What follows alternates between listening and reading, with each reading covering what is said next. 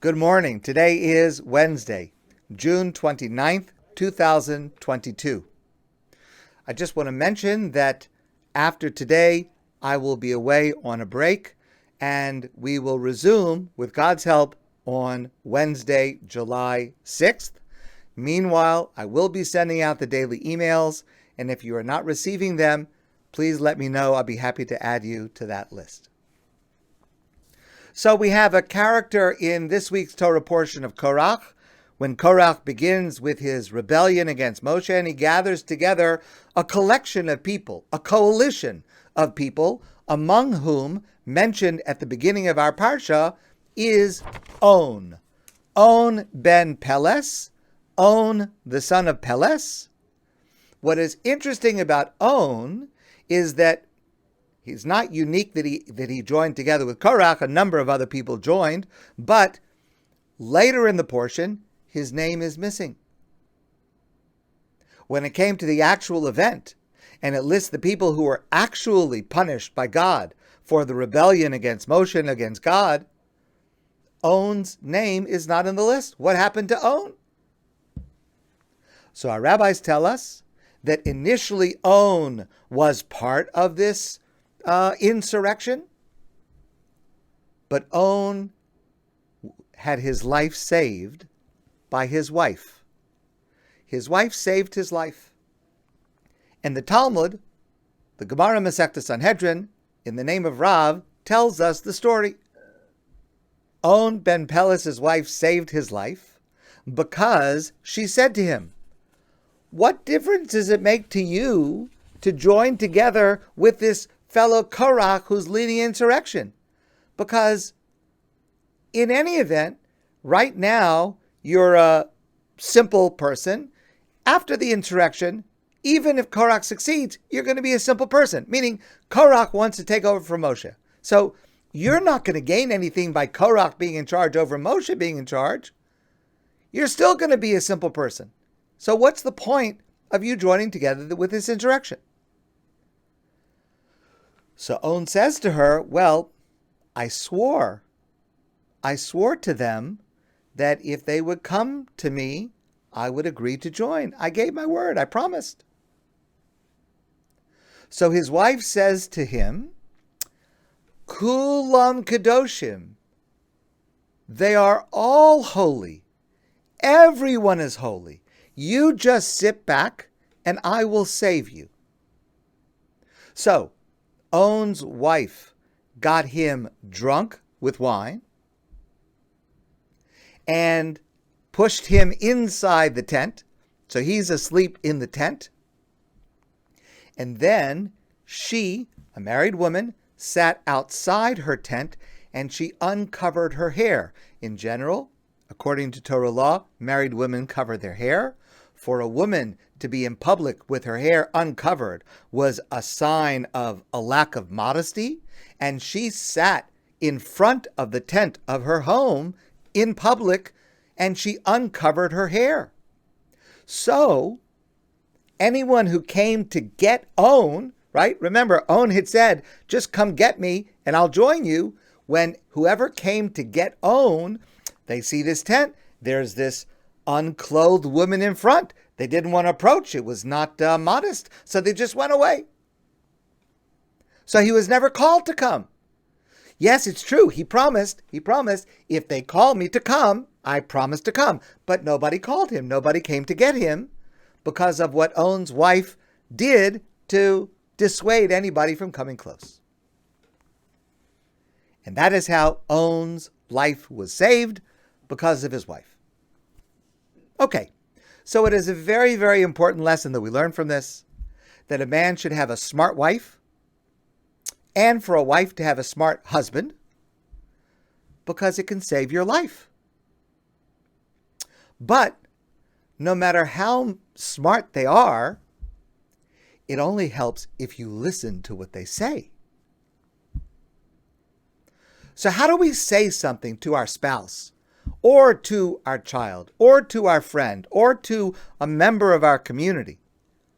How do we say something that is critical, that may save their life, but when their view is so distorted, they don't see the danger they face. They don't see the mistake they're about to make. How do we say something like that so that it can be heard and acted upon? And this is the critical lesson Owen's wife teaches us.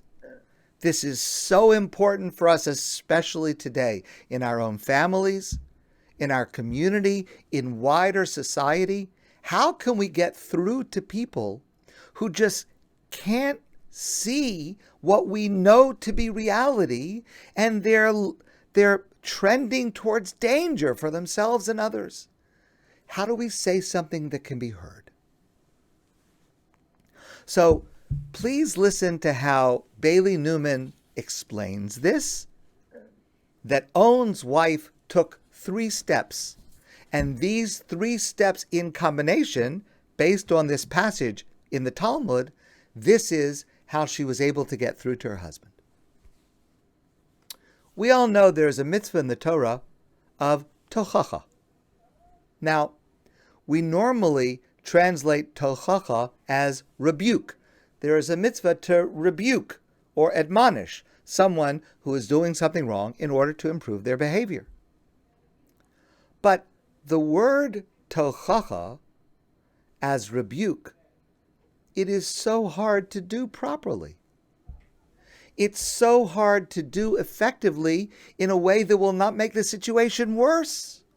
In fact, our rabbis say it is virtually impossible to perform this mitzvah. But perhaps it's because we have not yet learned the lessons from Owen's wife in how to do it properly. And it starts with this. The word tochacha, Hebrew word, we generally translate as admonish or rebuke. It actually is the same root word as the Hebrew word hochacha, which means proof. In other words, the Torah is teaching us that the way to influence another person to change is not through harsh criticism, it's not through disparagement, it's not through angry rebuke, and it's not even about clever, persuasive arguments. The only way to convince anyone of anything is through clear and obvious proof that is displayed through consistent action and deed. Owen's wife wanted her husband to walk away, to not get involved in what she saw was going to be a terrible, terrible episode with a horrible ending. So she did 3 things. 3 very, very wise things that all of us can learn from and integrate into our own lives when we want to try to dissuade someone from making a terrible mistake. Number 1, she started with a question, not a statement. She didn't say, "You fool, you're joining up with these rebels. You're going to get us all killed." She didn't say that. Instead, she started with a question. And the question was, Owen, what are you planning to get out of this? What is the benefit that you see in this? In the words of the Talmud, she says to her husband, what difference will it make to you if you join this group versus not joining that group? She says to her husband, if you want to be part of something bigger than yourself, well, first you have to read the mission statement. What is it that you're planning to join? What is the intent of this group that you plan to join? Who is this person, Korach? To whom are you attaching your name? And in asking questions rather than giving a judgment, Owen's wife gave Owen the opportunity to come to the conclusions himself. He could see the flaws in his own thinking. In other words, her wisdom allowed On to be able to discover the truth for himself. And that is a critical strategy to being able to point out the error of another person's ways, to give them an opportunity to discover it themselves. That's number one. Number two, she reframed the discussion. Remember that Korach, in his initial remonstration to Moshe, one of the reasons he gave for opposing Moshe, he said, Ki kol ha'eda kulam kadoshim. Everyone is holy, Moshe. Korach said, why should you get to be the leader? We should all be leaders. We're all holy. That was part of Korach's rebellion. And that's a very popular sentiment. To be able to say, we're all holy. Why should one person only be holy? We're all holy. It's a very popular statement. And it drew people who didn't really think through the consequences so clearly of what that means. It drew people to Korach. But what On's wife did is she reframed that. She quoted back the same words. We're all holy, she said to her husband On, but she meant it in a different way. In other words, she said to her husband, we're all holy, right? Those are the words that had attracted On, used by Korach, but she meant them to mean, we're all holy. That means you have the potential to be holy. You are capable of wonderful things. You are capable of seeking the truth. We're all searching for how to come closer to God, she said to her husband On. And not despite this, but because of this truth, she said to her husband, I need to point out to you that what you're doing is not going to get you to the goal that you are seeking. It's not going to bring you closer to God. It's going to bring you further away from God. You don't have to go down this path. You are holy. So by reframing the exact words that Korach had used to begin the rebellion, to reframe those words, to put it in the sense that On could save himself from this, could reach the goal that he wanted by abandoning Korach's plan. In other words, she was able to find what was good and virtuous in Korach's words, and what she knew to be good and virtuous in her husband On, that he did want to come closer to God, that he did want to be holy. It's just that he was going about it the wrong way. She was able to point out to him through this reframing that she understood the goodness within him and wanted to support reaching that in a more effective manner. And number three, she had to make the mission her own mission. She had to put herself on the line.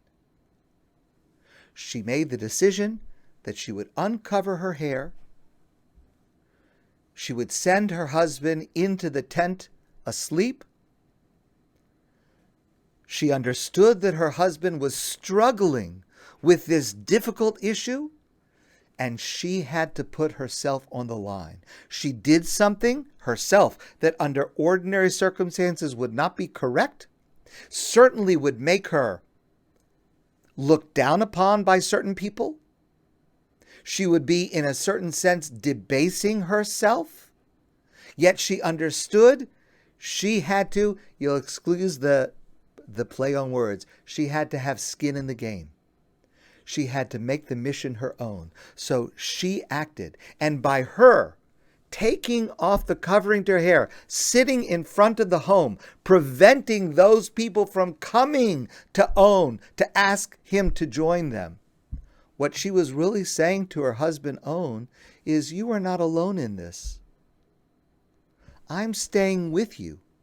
I am willing to humble myself. I'm willing to smear my own name in order to join your team, in order that we should be a team devoted to coming closer to God. I'm on your team.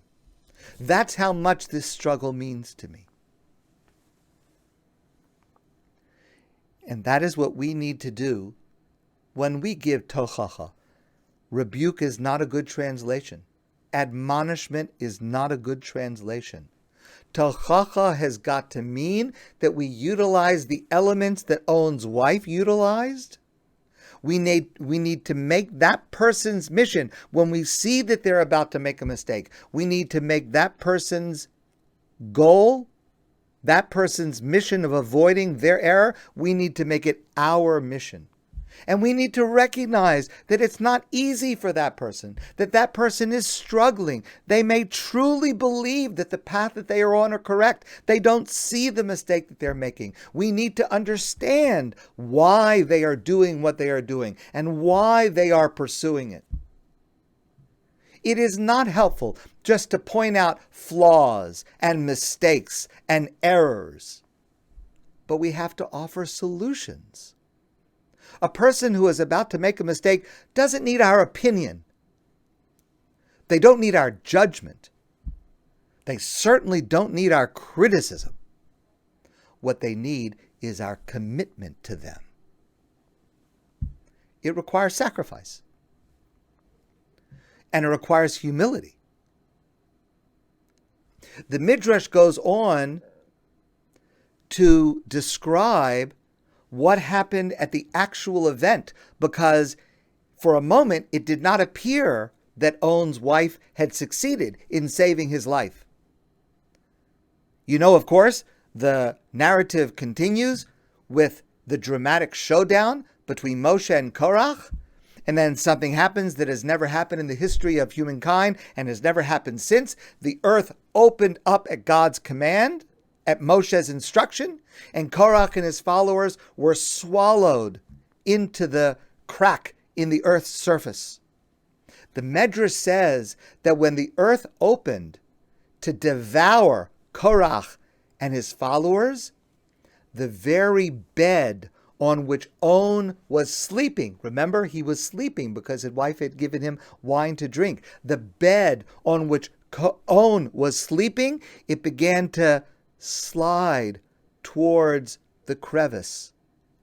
And On's wife grabbed the edge of the bed and held on to it and shouted prayers to God to save her husband from the fate of the other men.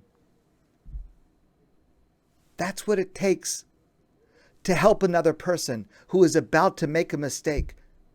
And we need to ask ourselves, if we try to engage in this with someone, are we willing to grab the bed, to hold it back?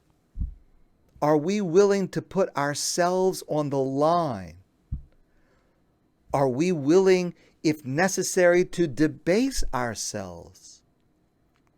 Are we willing to see the virtue within that person and recognize it and recognize the struggle that they're undergoing? Are we willing to allow the person to discover the truth for themselves rather than instructing them in it, which is probably not going to help? It's hard. It's hard to do, which is why our rabbis in the Talmud say it's virtually impossible. It's virtually impossible because we rarely put in the effort and the attention that On's wife does. But we can learn from her. We can learn from On's wife that even a person about to commit a terrible sin, a terrible mistake, that person is capable of doing good.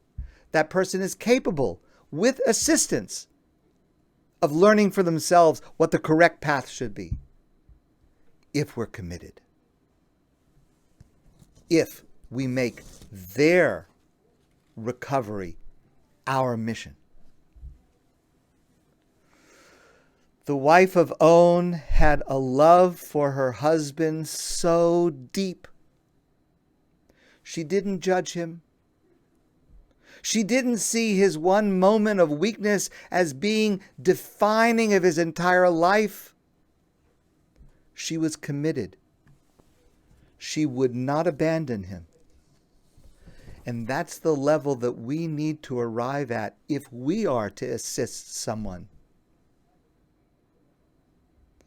because that's the only lifeboat there is in this world. That is the only way to save someone else.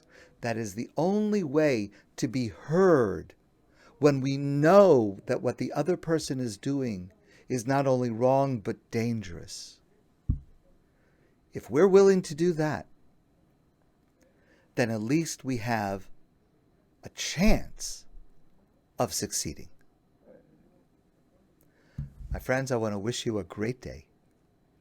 And I look forward to seeing you again soon in person.